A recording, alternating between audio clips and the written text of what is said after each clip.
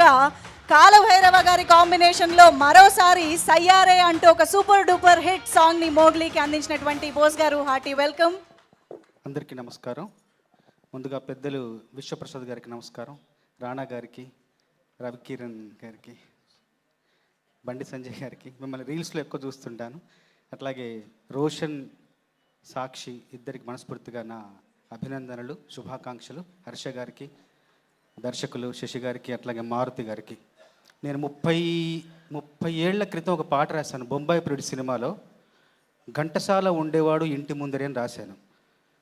ఈ సందర్భంగా సందీప్ రాజు ఉండేవాడు సందు చివరనే, మణికొండలో మా ఇంటి ఎదురుగానే ఉంటారు ఆయన. ఒకప్పుడు ఉండేవారు. చాలా చాలా చాలా అత్యంత ప్రతిభావంతుడు, సున్నితమైన హృదయం కల దృఢమైన భావుకుడు ఆయన.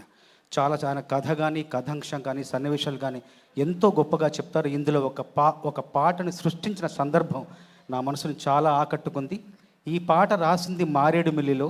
మారేడుమిల్లి నాకు జీవితాంతం గుర్తుంటుంది, ఎందుకంటే ఈ పాట పుట్టిన చోటుగా మారేడుమిల్లి నేను మర్చిపోలేను. అంత మంచి పాట సృష్టించే అవకాశం ఇచ్చిన సందీప్ గారికి, కాలభైరవకు మనస్ఫూర్తిగా ధన్యవాదాలు. ఇలాంటి వేదికల మీదకి రావాలంటే ధైర్యం ఇచ్చే 4 మాటలు అవసరం ఉంటాయి. ఆ 4 మాటలు ఈ పాటలో రాశాను. చందమామ వెలుగిస్తుంది ఏ సడి లేక, సవ్వడి లేక, అలజడి లేక, నిండు ప్రేమ వెలికొస్తుంది ఏకాంతంగా, నిస్వార్థంగా, నిశ్శబ్దంగా.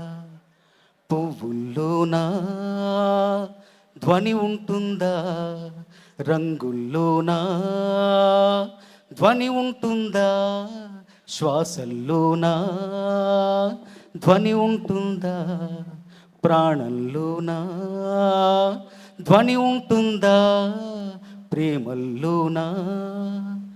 ఈ శబ్ద కాలుష్యాల అవసరముందా.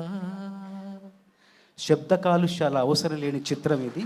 కాకపోతే ఈ సినిమా తాలూకు నిశ్శబ్ద విజయ శబ్దం మాత్రం చాలా భారీగా, ఘనంగా వినిపించబోతుందన్న ఒక నమ్మకంతో, విశ్వాసంతో ఈ చిత్రంలో పాట రాసే అవకాశం ఇచ్చిన సందీప్ గారికి, అట్లాగే కాలభైరవకి మనస్ఫూర్తిగా ధన్యవాదాలు తెలియజేసుకుంటూ, విశ్వప్రసాద్ గారు కూడా మనస్ఫూర్తిగా ధన్యవాదాలు. అందరికీ శుభాకాంక్షలు. Thank you very much. నిజంగా ఇంత అద్భుతమైన కాంటెక్స్ట్ని మనం ఇంత ఎంజాయ్ చేస్తూ ఉన్నాము అంటే డెఫినెట్